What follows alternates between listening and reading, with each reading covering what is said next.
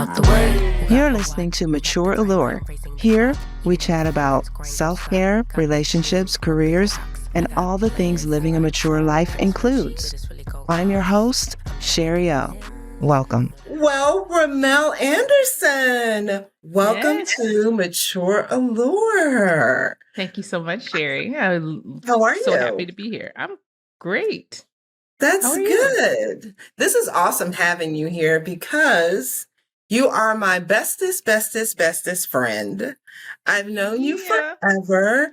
Forever and a day. That you would be a perfect guest because you're now into Reiki. Now, here's the thing. I know zero about Reiki. Like nothing. That's why you're here, number one. Number two. It's actually pronounced Reiki. Reiki. See what I'm saying? This is what I'm talking about. Reiki. And the thing is, I think I was pronouncing it before. Reiki. And I don't know why. I don't know. Anyway. It's okay. It's all right. There's zero about it. So, but I thought it'd be good for you to come and talk about it and explain it. Not only that, you and I have known each other since middle school. Yeah. So, yeah. So this is a new career path for you, being a Reiki instructor. Yeah. So Mature Allure is all about that. Just we get to a certain age, we change careers, we move into things that motivate us, move us, all of that stuff. We're not slowing down. We're just enhancing the person that we've always been. So with that, I throw it to you to introduce yourself, and then we'll start talking about Reiki. All right. Hey, everybody. My name is Rhumel Anderson. I am, like Sherri said, we've been friends since the early 80s. Take us back, way back. But I am a wife and a mother of 3. I have my own notarial business here in Durham, North Carolina. And as Sherri said, I recently started being a Reiki practitioner and soon to be an instructor. So, that's basically it. And I have a podcast called Girl, Can I Ask You Something? Girl, I know you didn't forget the name, but I know it was just like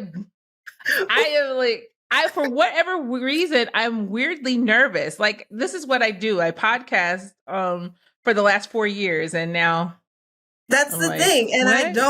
I don't, and I don't understand. That's why I have you here. Stop being nervous, Rhumel. Like, why am I nervous? I don't know. But let's just get started. Let's talk about Reiki. Reiki. Yes. Before the end of this, hopefully I'll know exactly how to say it right. It's okay. It's all right. So what is it and how does it work? Okay. So Reiki was developed, I guess, by the Japanese. Okay. So it's a Japanese energy healing art, if you will. Okay.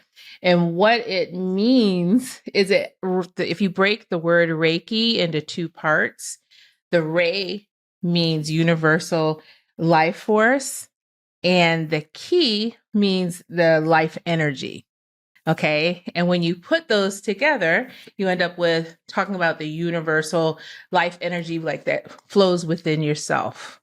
Okay. And so practically what it means is you have a practitioner who will use this universal life energy to help balance the energy that's in your body, help alleviate stress, and help you just promote healing. Because like when you're less stressed, you heal better, right? Okay. Yeah. So when you say universal energy, I guess I'm trying to understand that. Is there a way to explain it a little more? Yeah. I use the word universe because Reiki doesn't belong to a religion. Okay. So for you, universal life force might be God, right? But for somebody else who is maybe is a Muslim, they might think of the universal life force as Allah. So you don't own, no religion owns who the universe is to them, right? That God force for them. Okay. And so when we use, me in particular, when I use universe, I'm speaking to the higher form that person believes in. Okay. Right? Okay. So you said you're a practitioner right now, moving into Yes. being an instructor. So Mhm. what does a practitioner mean? I mean, like, what does that mean? You're just What does that mean? practicing it? Well, what happens is I can actually, like, you could come and see me, and I would actually have you lay down on a table, and we would actually have a session with you and do Reiki on you. So that makes me the practitioner. I'm able to practice Reiki on you. And then the instructor is another level of learning Reiki, because then you also have to be able to teach Reiki to other people. So what are the basic principles of Reiki? Okay. So I the one thing I really love about Reiki is that they have some like tenets, if you will, some principles that we live by. And they're a great thing for anybody to kind of say or whatever. But the first one is, just for today, I will not anger. Just for today, I will not worry. Just for today, I will be grateful. Just for today, I will honor my mother and my father. Just for today, I will do my work honestly and make an honest living. And lastly, just for today, I will be kind to every living thing. Okay. So, and people have Wow. different variations of those things, but um that's the mantras, if you will, that we live by when we do Reiki. So is it something that you think about and repeat, like during meditation, like in the morning, in the evening, or is it throughout the day? I think it's gonna be depending on the person, right? Some people, I think, just wake up and they wake up with those mantras, and people individualize those things for them, because Okay. like with the mother and father thing, honoring mother and father, we know that can be tricky, right? Yeah. So some people change that, but you can do it during meditation. You can't just wake up and, as part of your morning prayers or your morning intentions, actually say those things. I actually find it really helpful to remind myself of these things whenever necessary. Like when I get angry, it's really good to be like, just for today, I will not get angry, And so Yeah. I have literally pulled it out of my pocket to not my literal pocket, but I've really Yeah. pulled it out to use it to help me actually sometimes pinpoint, well, why are you getting angry? Like, why are you really angry? And are you angry at somebody else? Or are you really angry at you because you did something that allowed for this situation to be in your space? That kind of stuff. So, and being grateful, Absolutely. remembering to be grateful for our situation all the time. And sometimes we get all caught up in our day. And so those things are good to use during the day too. So to answer your question, anytime is good. I love the just for today part, because that way it's not that there's so much of commitment. It's not like I will never get angry again, and then tomorrow it's a wrap. It's like food. It's like, oh, I'm going on this mega diet, and then the next day Burger King 3 for 3 meals. Exactly.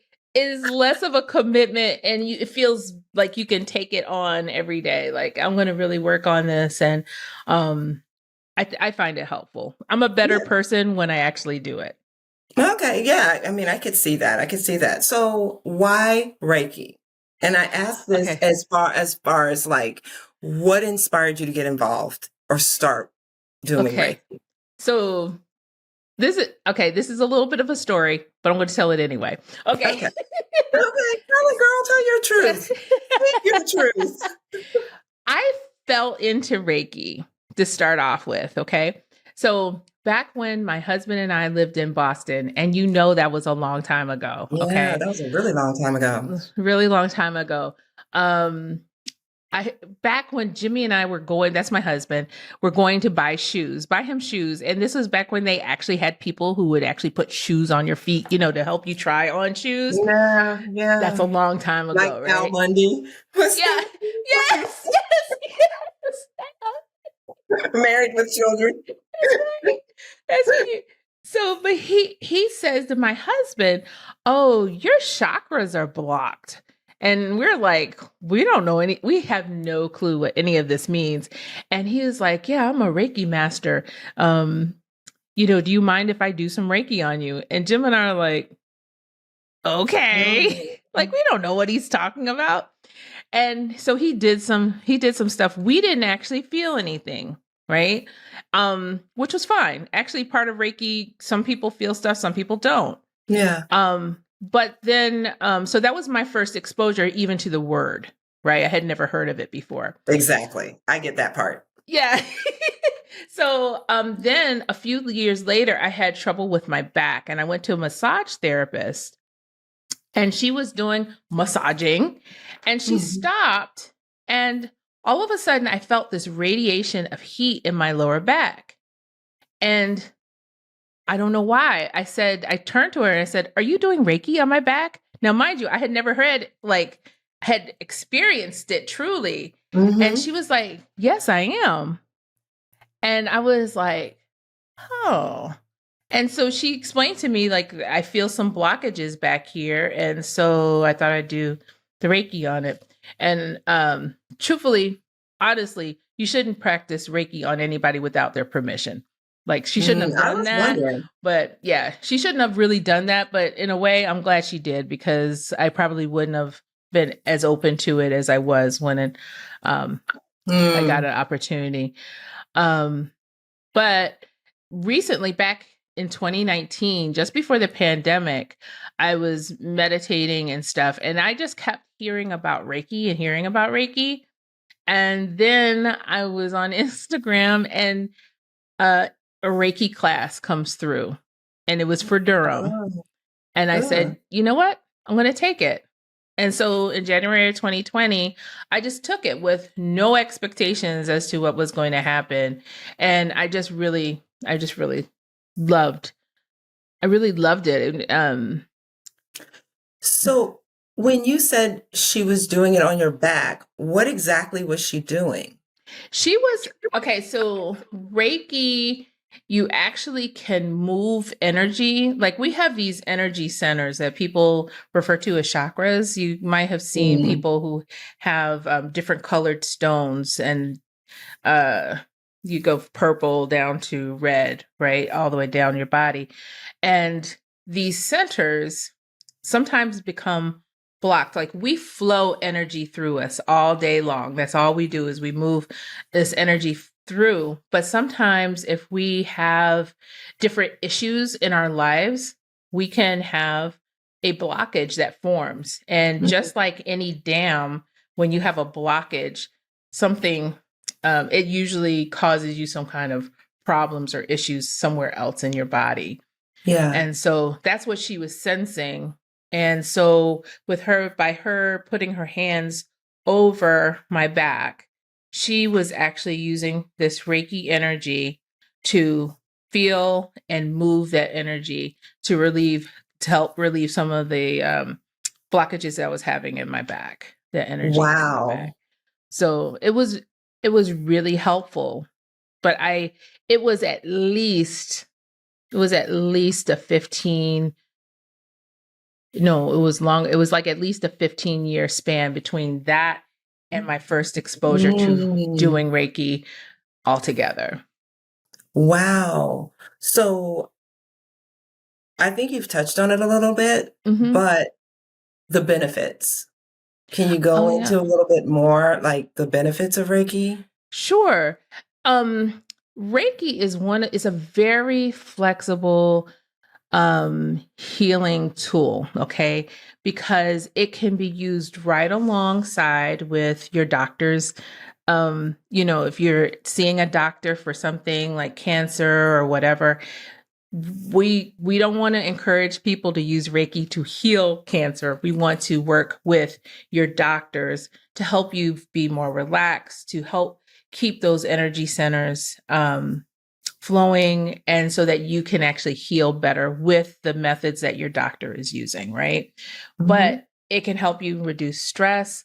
A lot of times, Reiki can help you identify things that that you feel stuck in, just like those blockages.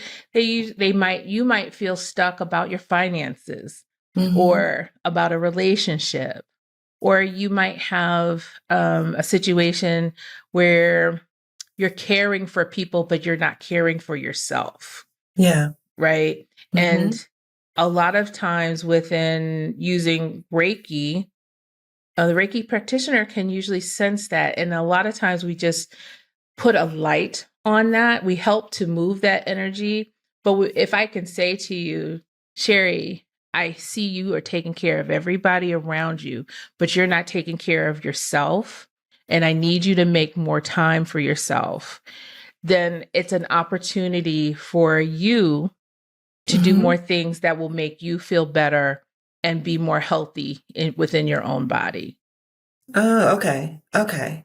So then let's say, Rhumel, I come to you. I'm like, right, Rhumel, I want some Reiki done. Yeah. Like, what happens? Like? Yeah. What does it look like? What happens? Okay. So what you would do is you would come in, we put you down on a table, make sure you're nice and comfy. And we would, I usually say like a prayer of intention, because my only intention in doing Reiki is to help people. Right. And so I like to center myself and focus on the person that I'm working with.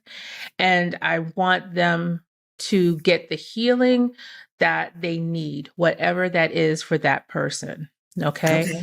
And so then I start from the top. There are different hand positions. Hand positions that you would use, on the person to actually help move the flow of energy through their body. So it usually takes anywhere from 30 to 45 minutes to go from top to bottom. So you wouldn't just do it like this. It would be like a few minutes here, a few minutes here, and you go through the body. As the practitioner goes through your body, like you as someone who is receiving the Reiki, you might feel absolutely nothing. You might feel warm. You might feel a little bit of cold. You might see like colors. You might feel a little vibration. You might feel emotional. You might actually cry. You might cough. I mean, there's the gamut is there as to how your body will react to it. And so what I like to say to people is just, it's okay. No matter what it is, whether you feel absolutely nothing, or if you get the gamut of crying and feeling all the things in your body, it's okay. You just kind of let it go. So then when you're doing this, is it complete silence, or you're saying things while you're going from top to bottom, or is there like music, or how does it? You can put on music. It depends. Like if you were like, I don't want any music, then no music, but you can put on music. Some people like like to use essential oils. Some people actually like to use sound within like tuning forks on different parts of the body and stuff like that. So there's a wide range of things that you can do while you're in the session.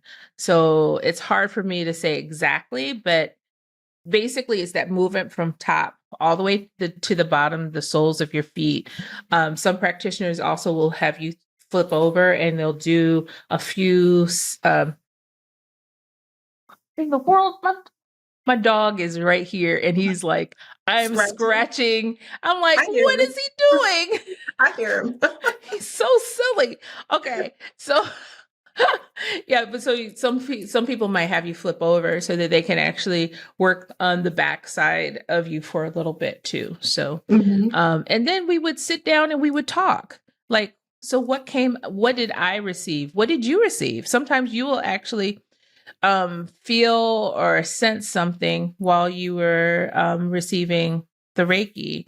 And it just gives us an opportunity to kind of break down, or me to give you some suggestions of things that you can do to help support the healing that you want out of the session.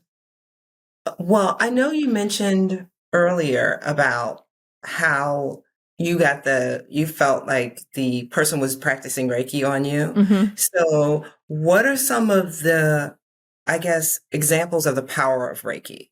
Like, to me, for you to really kind of know or think that that's what she was doing, there had to be some kind of essence of Reiki. You know what I'm saying? Like, what's the power of it type thing, examples of it?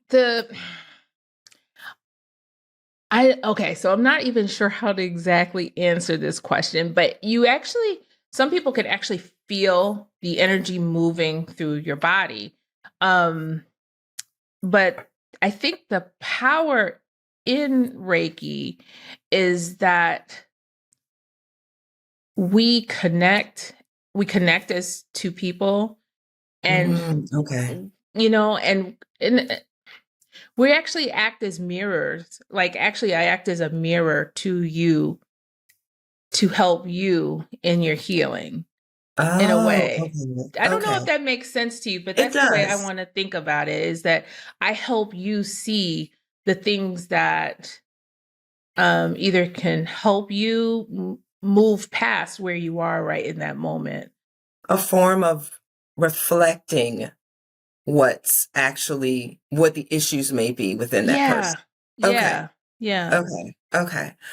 So what are 3 to 5 ailments? I know you mentioned stress. You mentioned a few earlier, but just kind of a reminder of what a few of the ailments that Reiki could be really powerful for. Like, if you have like a lot of like back pain, it can be helpful. Some people just have they have like ongoing ailments that like cancer, or say lupus or something like that really causes a lot of internal stress. They're taking a lot of different medications and things like that. This Reiki is wonderful for this. Actually, some hospitals are actually now incorporating Reiki into their own facilities. I can't remember the hospital, so I won't name one, but I know of one in particular that allows Reiki practitioners Reiki masters to actually be in the surgery arena to send Reiki while the surgeons are performing very serious surgeries, because it has been shown so far that it is helpful to the overall recovery of the person who is being worked on, who is receiving the surgery.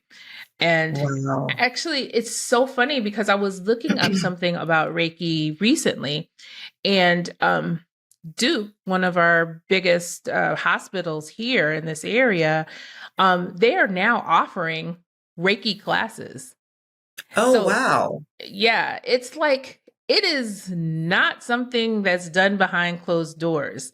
This is something that is really coming to the forefront, and people are being exposed to it, because I think even beyond anecdotally, it is really being shown to be helpful. I could see that. It's almost like you were saying, when you were saying the principles before, I can see it Mm-hmm. being meditative. You know what I mean? Mm-hmm. And to take that person, they say it helps with the healing afterwards, where Mm-hmm. you're mentally not calm, but in a good mental state to heal, Yeah. Yeah. so to speak.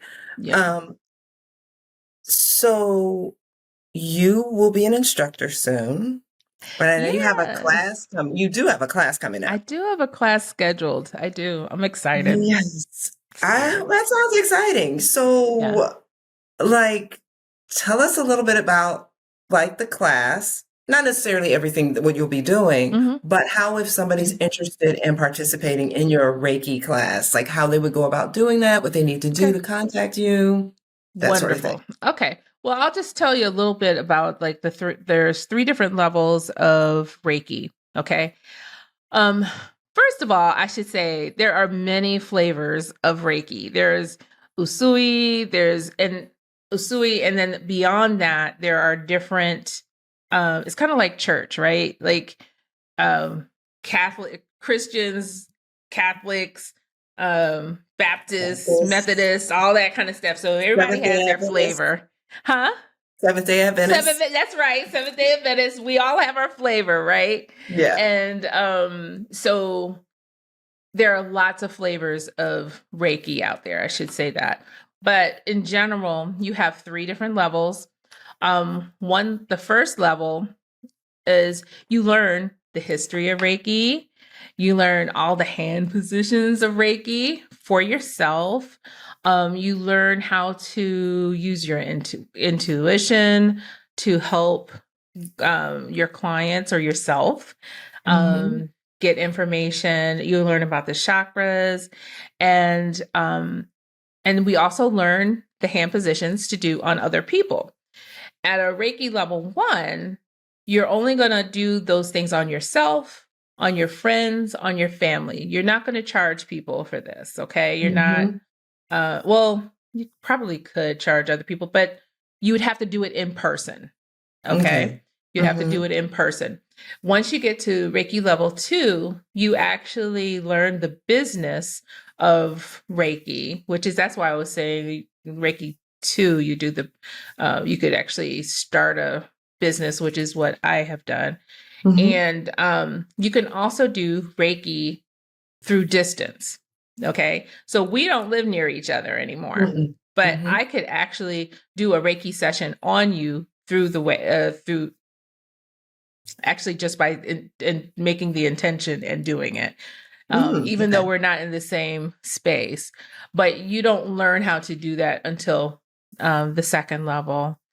Um, and then at the third level, you learn how to teach a class and give attunements. And attunements are the things that align you to this universal energy. I will say every single one of us has this energy within us already. I Okay. believe that. I Yeah. absolutely believe that. Yeah. Yeah. I mean, because everybody knows their grandma who lays hands. You know what I mean? Like Yeah. that's or their auntie or Yeah. somebody who's Yeah. known for laying hands. I mean, it's essentially the same thing. But what we're doing is it's kind of like if you there's an analogy of like a faucet, right? Mm-hmm. So we have that energy, but we're maybe not so in tune to it. And so we might have like a drip, right? Yeah. Once you go through Reiki 1 and you get your first attunement, that flow is turned up to more of a steady drizzle, right? Mm-hmm. Once you go Mm-hmm. through a Reiki 2, it becomes like a good flow. And once you get to Reiki 3, it becomes this more substantial rush of water. And so Okay. that's the way I like to think of it. Um, and so those are the levels. I will be teaching 1 and 2 come May, and then I'll also be doing it probably quarterly from then on.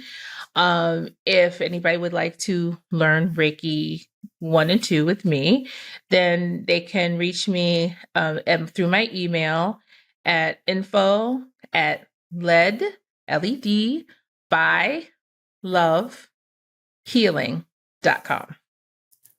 Okay. Led by Love Healing. So info at ledbylovehealing.com. Yeah, that's Oh, it. I like that. Led by Love.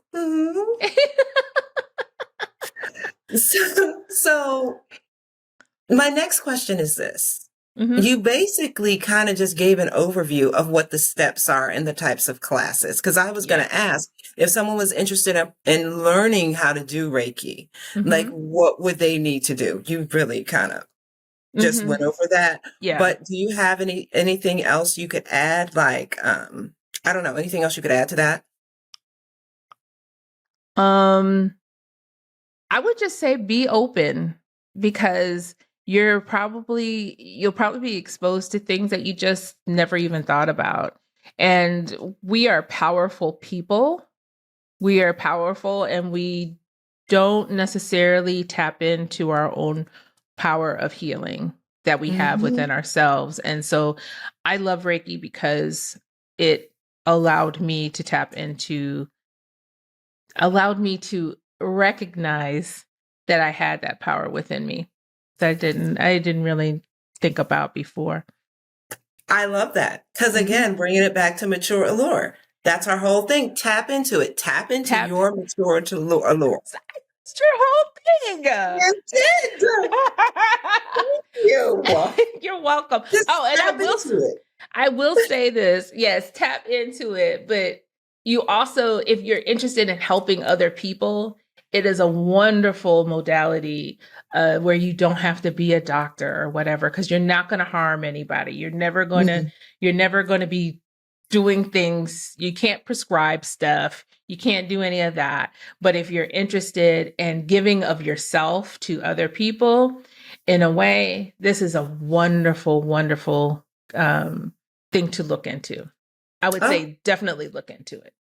Wow. Well, thanks, Rhumel, for giving us all the info that we need to know about Reiki. Now, on another note.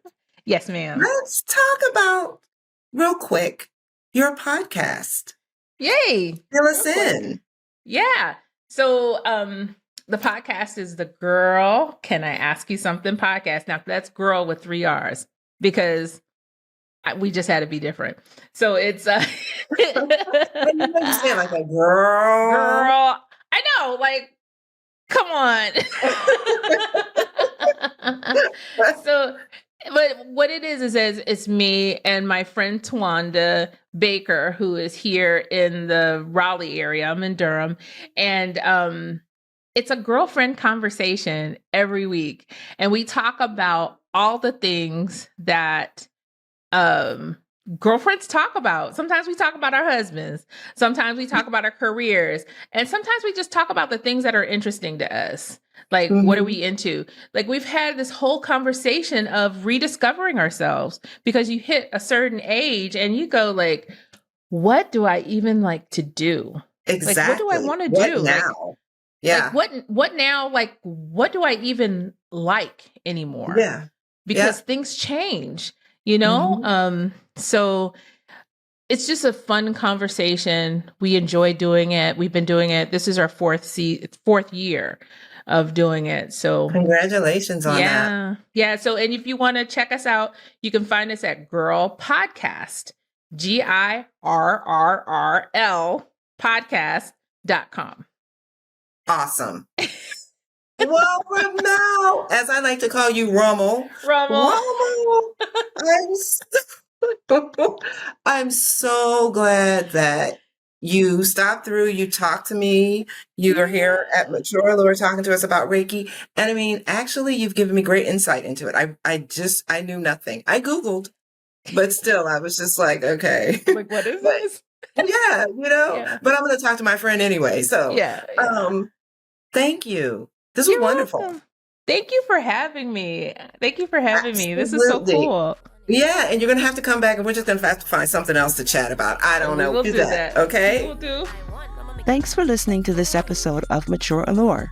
For more information about us, visit matureallure.net and get social with us on Instagram and YouTube at mature.allure, Facebook at @formatureallure, and Twitter at mature_allure.